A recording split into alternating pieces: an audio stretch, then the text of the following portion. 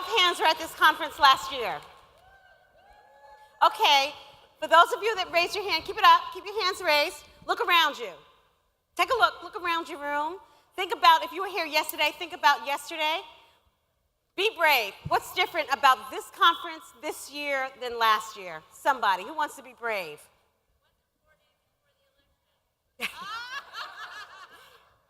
Good point, it was the day before the election. And we were probably a little confident that Hillary was going to win.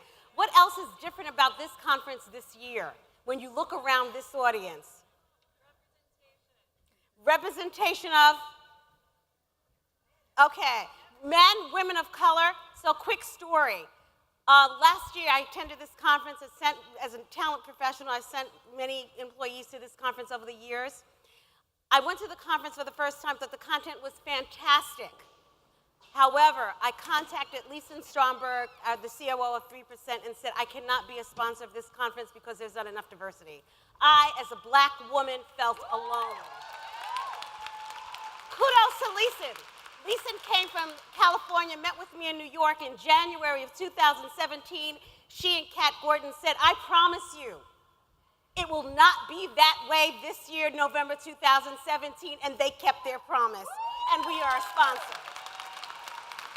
We have got to speak up when we see that we are not represented as a full, diverse audience, men, women, white men, people of color. So I just wanted to say thank you for 3%. Lisa, you listened. Now I have the honor of moderating this panel called Rethinking Media. It's about how women of color are portrayed in the media, particularly in this political climate. My panelists will come out one by one because they deserve their own special time on stage. My first panelist is Sabrina Siddiqui. Sabrina, come on out. As she's taking her first seat. My second panelist is Lydia Polgreen. And my third is Michelle Ebanks. So let me tell you a little bit about them both, and through my questions, you'll learn more. Sabrina Siddiqui, a political reporter for The Guardian, previously covered U.S. politics for the Huffington Post with the White House team at Bloomberg News. At age 13, she knew she was going to be a journalist, even when her friends of South Asian descent were encouraged to be doctors and engineers. A Muslim American and political journalist committed to eradicating stereotypes. A Muslim woman covering political news in this era, when it's not easily identifiable that she's Muslim. Lydia Polgreen, recently named editor-in-chief of the Huff Post, no longer called Huffington Post, daughter of an African immigrant and disabled veteran, grew up in Ghana and Kenya and forced to conceal her relationship with her wife while living in homophobic West Africa.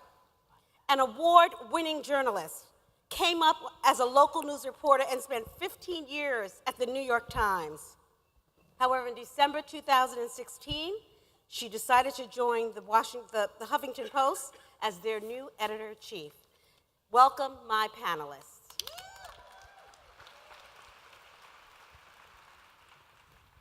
So first, I'd like to start with Lydia. We have an audience that's very diverse here, women, men, a lot of white women. Why should we care about how women of color are represented in the media, be it news, television, what have you? And why is it important to you?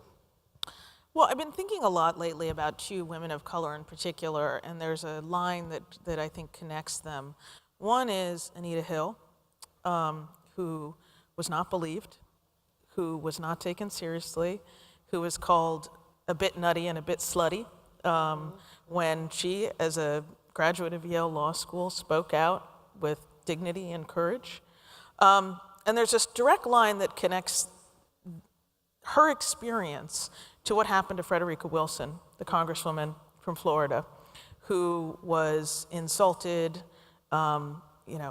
repeatedly by the president, by members of Congress, members of the president's staff. And the fact that you can take these two examples that are so far apart in time and show the way in which it is acceptable to speak about women of color, I think tells the whole story. You know, we have come a long way as a country in a lot of different ways, but the reality is that women of color, in particular black women, are the object of caricature, of fun, of insult, and that is a through line that goes through. So I think that the question of representation, the question of women in leadership, women of color in leadership, is as vital as it's ever been. And until we as a society learn to think about and speak about women of color with respect, these problems are just going to continue. Thank you. Okay, Sabrina, why is this subject important to you, and why should it matter to the rest of us? Well, I think the fact of the matter is, and I speak on behalf of the media and a lot of the newsrooms I've been in, but also this is something you see across the map in any industry. There's a significant diversity problem that remains in this country, and there is a lack of representation for people of color, especially women of color, for minorities, be they Muslim Americans like myself. And what happens then is that you don't have a diversity of opinion, and you don't have a vision or a mission that is shaped by a realistic representation of this country, and that matters a great deal in this current climate. As a reporter, we've always been told that you have to be objective, that there are two sides to every story. And because of the way that the politics of race have been covered, especially in this current climate, there's this, I think, lack of diversity in the newsrooms that then trickles down into the coverage. And if you're talking to people like myself, there are no two sides to the politics of race. You are either feeding into the caricature that Lydia was just speaking to, or you are reporting honestly and truthfully about the demonization of minorities in this country and the way in which their rights are currently under assault. And so for me, when I approach my job, of course I'm approaching as a journalist, I'm approaching as a political reporter, but I see myself as someone who is there to tell my colleagues who don't, they mean well, but they don't have the perspective that I have, and they don't have the perspective that my other colleagues who are people of color have, who are minorities have. There are questions I think that we can ask, there's a perspective that we bring to the table that otherwise wouldn't be there. And it manifests itself directly in the questions that get asked of political candidates, of the White House. Just a really quick example then before we go over to others is I remember when I was on the campaign trail, Marco Rubio, I was covering his campaign. He's a senator from Florida who was running for the Republican nomination, and he had criticized President Obama for making a speech at a mosque. He just offhand said, "Oh, what a divisive thing for the president to do. He's going out there and speaking at a mosque." And so this was in the headlines, and I, at the press conference the next morning, had intended to ask him about it.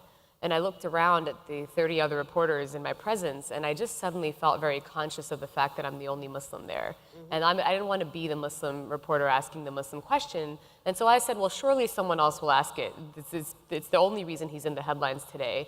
And so I didn't ask about why he made those comments, what's divisive about going to a mosque. Is he saying if he was president, he wouldn't visit a mosque? So I just didn't ask that question. And then the whole press conference goes by and no one asked the question. Mm-hmm. And so then he actually didn't get asked, and I think that was a learning lesson for myself about why this matters to me, why my representation and my voice matters. We're still at a place where we can't rely on other people to ask those probing questions. We have to be the ones to raise those issues ourselves. That's right. I was talking to Michelle earlier. One of my favorite slogans is the New York City transit system. See something, do something. And if more of us could do that. Before I get to you, Michelle, I want to ask Lydia, you check a number of boxes, as your profile. And can you be unbiased when you're reporting the news, when you're looking at a story, when you come into a meeting or room? What hats are you wearing? Or are you always wearing the journalist hat? I mean, our white men wearing their identity as white men when they do their jobs. We all bring with us our stories, our histories, our experiences, our privileges and our pain to everything we do. And I think that I approach my work as an honest journalist, as someone who listens, who is open-minded. But I can't disown, my African heritage. I can't disown my, my sexual orientation any more than a white person could, or a straight person, or a man could. You are who you are, and you have to deal with that. The assumption that a person who comes from, quote unquote minority backgrounds is somehow bringing bias to it is I think kind of crazy. We all bring our whole selves and must bring our whole selves. And in some cases, if, as Sabrina just so eloquently said, if we don't bring our whole selves, then the questions that need to get asked won't get asked. And sometimes that can feel like a burden to have to be the person who asks the question. I always say to my colleagues in the newsroom who are African American, Latino, I say it's not your job to advocate for diversity in the newsroom. You shouldn't be the only ones who stand up and say, why isn't our newsroom more diverse? It's certainly my job, but it's also the job of every other colleague of ours, and it's certainly of every leader. No one should have to carry that burden alone. Good. All right, we're learning. That was a great feedback. I almost thought you had to answer that question. I was like, oh God.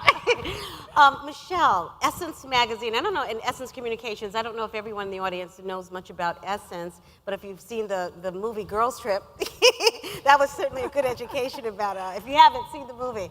But so Essence has been the Bible, certainly for me, as an older woman, black woman, growing up, going through college. And how has Essence adjusted and changed over the years? It was black owned, and now since 2005, it's now owned by Time Inc. Has the portrayal of black women in your publication changed over the years, or it has to sort of adjust your content as a result of it's not a black-owned publication? Well, one of the wonderful aspects of being in Time Inc., and I think it would be true for other publishing houses or media companies, that there's a journalistic integrity. So even I was with Essence, worked with the prior owners and editors, and it was independently and partly owned. No one has ever said at Essence, don't tell this story or don't have this perspective, because it's a journalistic institution that's a public trust. So that hasn't changed our authentic being in any fashion whatsoever. And our journalists still do the job that they know is important to represent the truth of the lives of black women. So, you read about some of these publications and magazines where, Beyonce's lightened, or, someone's nose is straightened. Would we find that at Essence? Okay, I'm sorry to put you on the spot, my sister. You will never find that at Essence. At Essence, we understand in society and media, there's been a narrower definition of beauty. When you look at, the ideas of beauty, you'll see an athletic size 6, flowing hair, fair skin. At Essence, we've always shown the diversity of women of color, sizes, hair texture, because in that diversity is a celebration of all women and beauty, not this hierarchy of what is beautiful and what isn't. Okay. Speaking of stereotypes, and when I introduced you, I mentioned that's sort of a passion of yours from what I've read about you, and that you tell stories, which I love, about, meeting Ben Carson. And, well, you can tell the story. Well, I wrote an op-ed after the election was over about my experience as one of the only Muslim reporters on the campaign trail who was traveling over the course of the 18 months, and having covered the Republican primaries, especially where you really saw I think, the level of fear mongering that is happening, not just about Muslims. You saw it about immigrants more broadly, and you saw it about people of color. You saw it, even Black Lives Matter being demonized. I mean, these are the politics of race that I alluded to earlier. But there was a point where Ben Carson said a Muslim shouldn't be president of the United States, and that the values would be fundamentally incompatible with the U.S. Constitution. And I was talking about it on one of the panels that I do on TV, and that's for me, we're so used to this type of rhetoric that it's just a soundbite, and it's just another thing that I'm offering some context to and political reaction to. And then I went to a family party, and my niece, who's my cousin's daughter but was raised as my niece, she's at this time 7 years old. Born and raised in Fairfax, Virginia, lives a very quintessential suburban life. She's a Girl Scout, she runs track, she has a lemonade stand, and she's just living that very American identity. And she comes up to me at this family party, and she said that I saw you on TV the other night, and is it true that someone said that we can't be president? And I was struck by the fact that she used the word we, because she knows that she is from a Muslim household, and the reason she picked up on the comment is because she saw me talking about it. And I just felt this really piercing feeling that this is the first time this little girl is actually now realizing that there's something different about her. And so for people like myself who are reporters, and even for people who are readers and consumers, I think you sometimes just have this go in one ear and out the other, and you don't realize that there are people who are listening and who are absorbing and who are processing, and kids are among them. And I think that was one of those moments where I thought that I do want to write about this experience later, because it's not about taking a position. As Lydia said, the notion that we're somehow biased, that's not actually what the point is. The point is that there's an ability we have to educate. And I think when I wrote about this experience as a way to let my colleagues know, not at The Guardian, but more broadly in the media, that we cover these issues and these debates as if it's just part of the rough and tumble of politics. But that's not how people on the outside receive it. So when you answered your niece, and I guess implied or said that of course she could be president, did you mean it? Did you believe that? No. I said to her she could be anything she wants to be, even president of the United States, but I think that the cynical part of me felt the way that really incendiary views that have come to the surface with the rise of this president in particular. I think that I didn't actually believe that was true. But this is just one of many examples where I did have this conflict of my identity and my job. In fact, the whole reason that I wrote this op-ed after the election is because I didn't want it to color anyone's perception of my coverage of the campaign. And I am a journalist first. Actually, I think it goes back to what Lydia was saying. My writing about something in the news that is pertaining to Muslims or Muslim immigration is just me writing what my colleagues are writing about as well. If anything, I think that I have even more context that I can bring to the table, and it's not bias. It's actually just me being more educated about that particular issue, in the same way that I have colleagues of mine who are Hispanic who, if we're having this conversation around dreamers and the fate of undocumented immigrants, they live these experiences in their communities, and you have this criminal justice reform debate and the rise of Black Lives Matter. I mean, there are people of color who can speak to that in a way that I can't, and that we're all better for it. So Lydia, in your role, you're a journalist, but you're a leader in an organization. Can you be authentic? Can you always tell the truth? Because you're management. Right. Yeah. I mean, I just want to pick up on something Go that ahead. Sabrina said, but before I come to that, I mean, the reality is we're living in a moment where subtext has become text.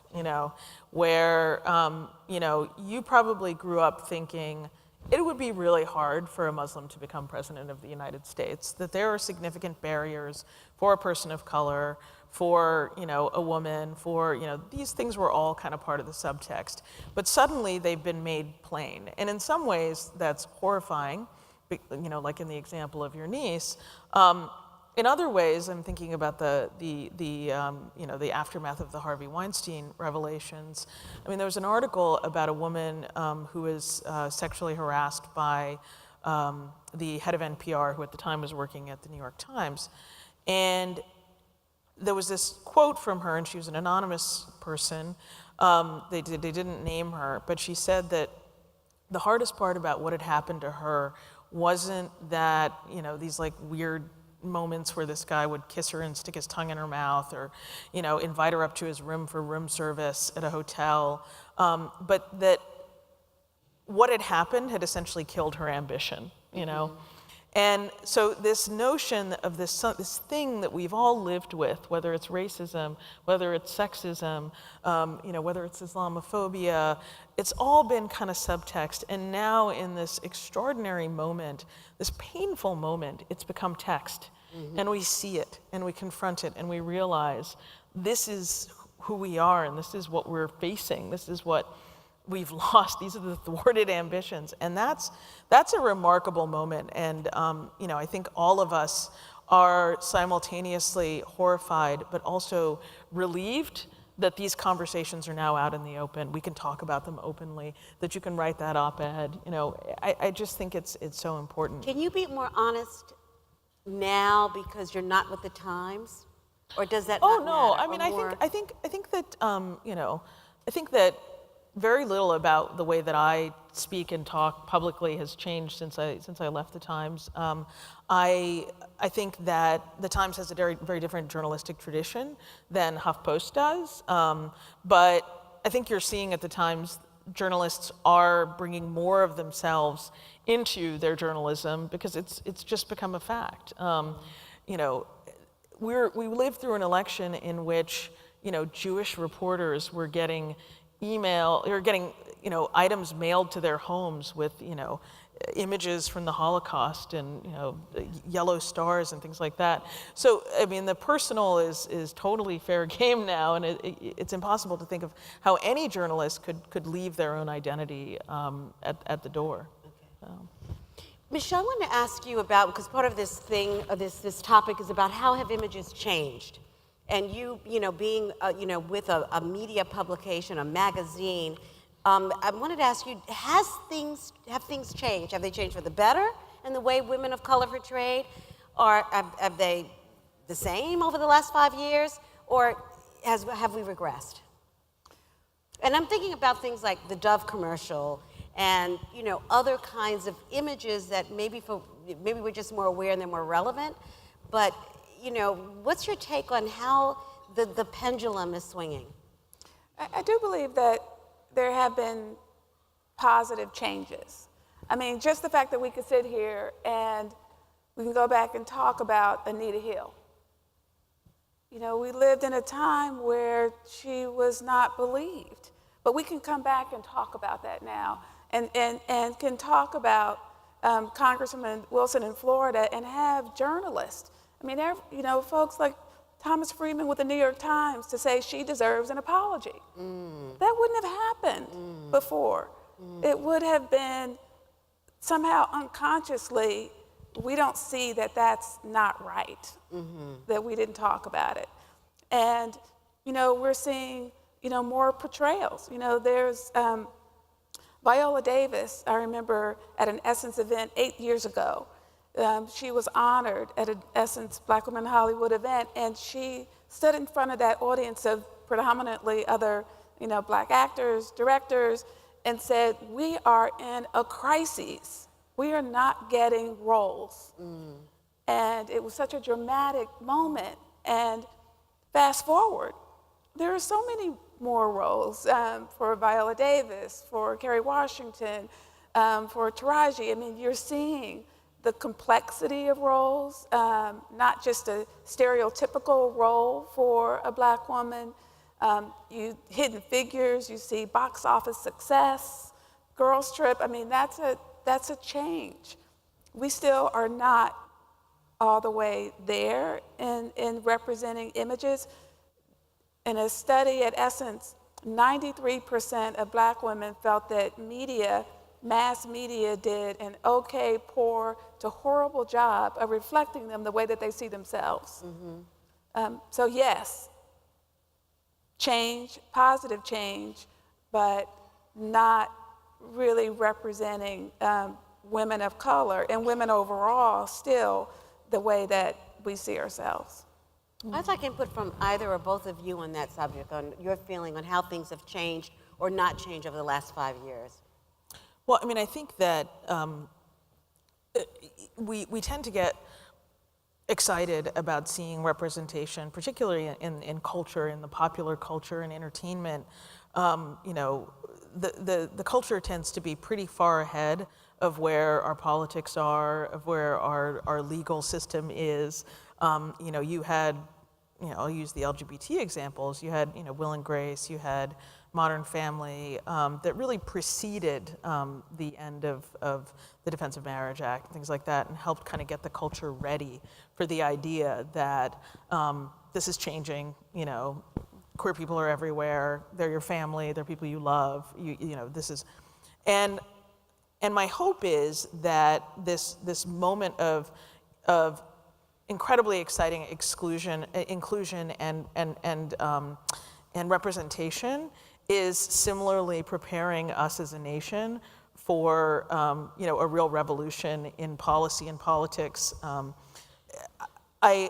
hopeful, but I'm also fearful that it'll remain in the domain of culture and not move beyond there into the domain of politics and policy, and real social change. But I wonder what you think, Sabrina.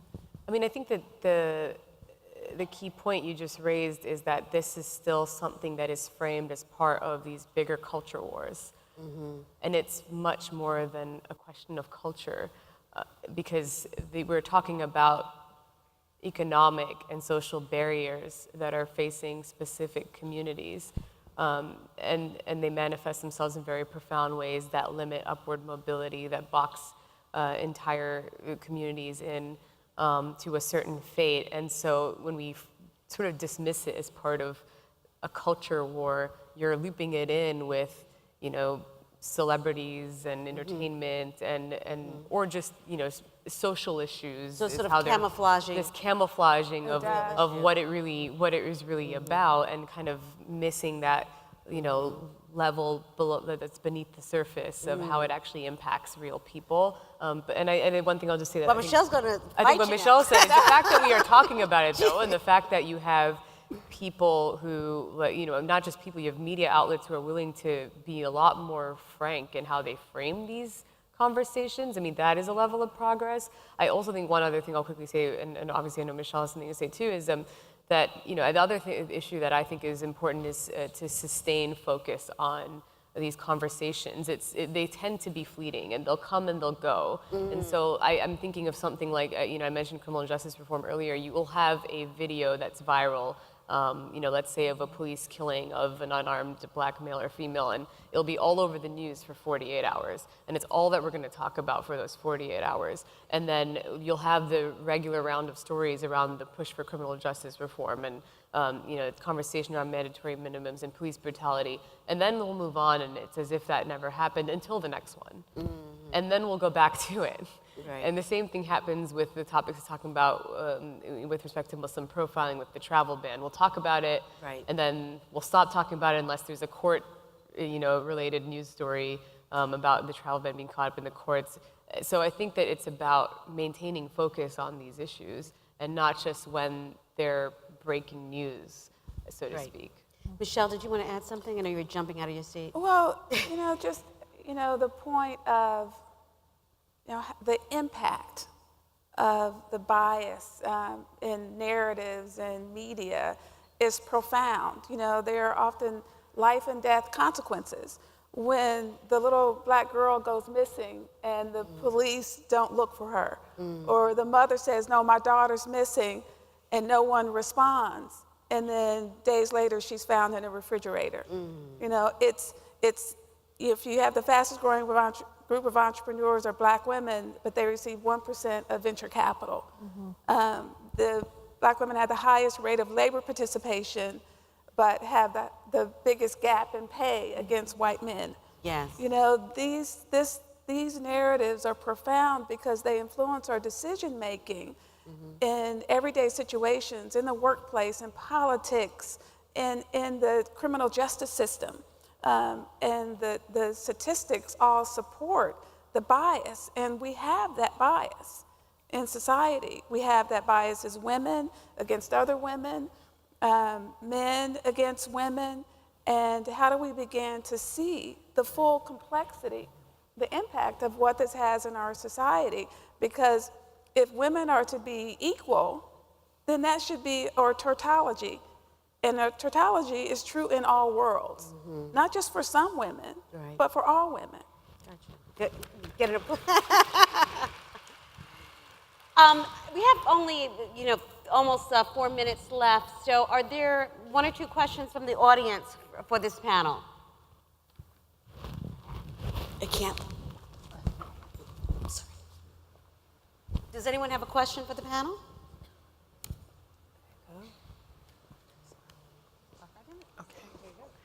So, excuse me. At my age, I'm not a millennial. I'm a little older than a millennial. Just a little. And to everyone's point about where we've been, where we've come from, how much farther we have to go. In corporate America, all of what you all refer to as far as common culture, politics, and what's expressed in the media impacts and plays a huge role in our biases day to day. For me, I find it extremely challenging, and one of the topics at the conference around covering, to not cover. There's some things I can't cover. Obviously, I'm a Black woman, I can't do that. But there are other things about culturally I can cover. I would like to know in your profession, because you are in the spotlight and it is who you are and you're shined every day, and you have to be your whole self, or you try to be your whole self. How do you work with that? How do you, I'll be honest, how do you cope with that? How do you present your whole self? And what are your ways of just ensuring that you are authentic? Especially again in a place like Essence, where I'm assuming there may be a higher propensity of people who look like you, but when there aren't people in the room that look like you, what are you doing? What do you do for yourself to ensure that you are your whole self? It's a tough situation. I was in a meeting in the company yesterday, and this was the top, 200 people in the company, and I was the only, woman, Black woman in the room. And you sit there, and sometimes you feel, God, you thought we'd be so much further ahead, and it does have the impact of really it can deplete you. But it's coming to conferences like this. It's connecting with people who, really remind you what you're doing is important, and that you're fighting your way through so that you are represented, and that you feel confident, because it takes your confidence away, but you have to restore that so people see your confidence and hear your ideas. But it's a process that you need to, because corporations are a real source of pain for women of color and for Black women, and that's real, and it shows up in our health statistics. So we have to practice self-care, and I certainly make a point of doing that. But then other people being aware is critical also, and hopefully more white men will be aware of the pain and hurt and what it means when you're marginalized in the workplace. But also, I totally agree. I also think that those of us who have leadership positions, we have to bring up others. One of the small things that I try to do in every meeting is make sure that I create time and space to say, haven't heard from you yet. You know, do you have a thought? Is there something to, you know, in this world of teleconferencing, often there are people who are on the other end of a Google Hangout or a phone line. You know, really being conscious about reaching out and giving people the space and the cover to speak up. You know, I was the beneficiary of that throughout. I mean, I've always been pretty, you know, unafraid to share my views. But you know, I definitely think I became that way because I was nurtured early on in my career and even in high school and college to be that way. And I think that that's something that I try to pass on to everyone that I work with, to give them that confidence and say, you belong here, this is your place, you know. And it's about knowing that you have a voice and that you shouldn't be afraid to make your voice heard. I think that there are so many women especially who feel as though that they shouldn't speak out or they shouldn't speak up in a meeting or that their opinion is going to be dismissed, or we operate within these very polite confines that have been created by society. And I saw you just raise your hand and said you do that, but you know, it takes time to build up that confidence, but it is a responsibility of any workplace to listen to you and to accept you and to address who you are, what your concerns might be. And so I think that if anyone is going to challenge you just for speaking out, that should actually embolden you even more. Right. That should make you feel even more determined to affect change by making your voice heard. I mean, that's certainly what I practice in my workplace, and that's what you should too. So I'm going to ask our panelists for sort of a call to action. And also I'm going to ask them to be brief because I know my panelists have other appointments right after this, to be transparent. So as concise as we can be, if you can just give this audience, ourselves, you know, your last words of wisdom, especially if you could, a call to action. What do we do now, leaving here? What's our mission to help continue to create change? And Lydia, I'll start with you. I mean, seize this moment. We're in a moment where powerful institutions and people are being called into question in ways that they never have been before. This is our time. Let's do this. Let's come together, support one another, speak with each other. And on the question of sexual harassment in particular, shame is the tool of the patriarchy. Don't feel shame. It's not your fault. And abandoning shame and saying, no, I'm not going to let you put that on me. I know who I am. I know what my rights are. So that's my call to action to all of you. Great. Thank you. Okay. Michelle, what's your call to action for us? You know, these tools of the hierarchy, these narratives, they have chipped away at our confidence. You know, they have, you know, damaged our souls. And, you know, my call to action is step out of that.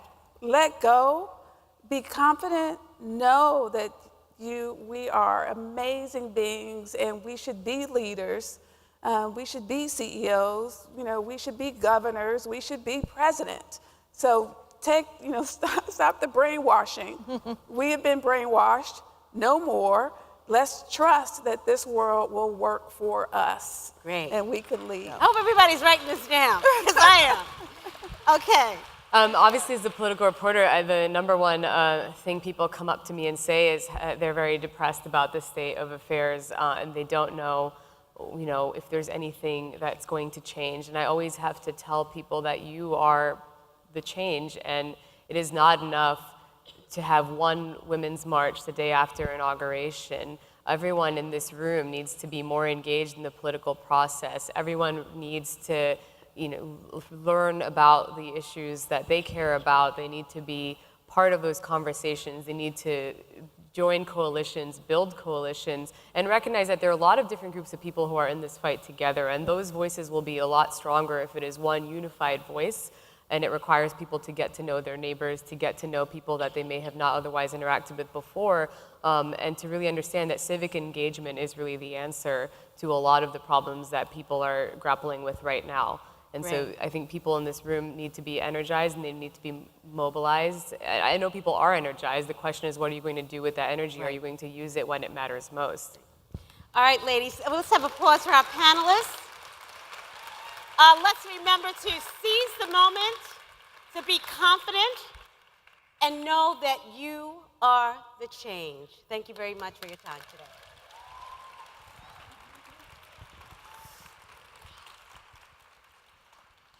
All right. Thank you for an incredible panel. Wow. All right. So we want to make sure we are staying on time, and we are about to do social networking break. Thank you to Facebook for making that possible. We will make it 15 minutes. So be back here by 11:45.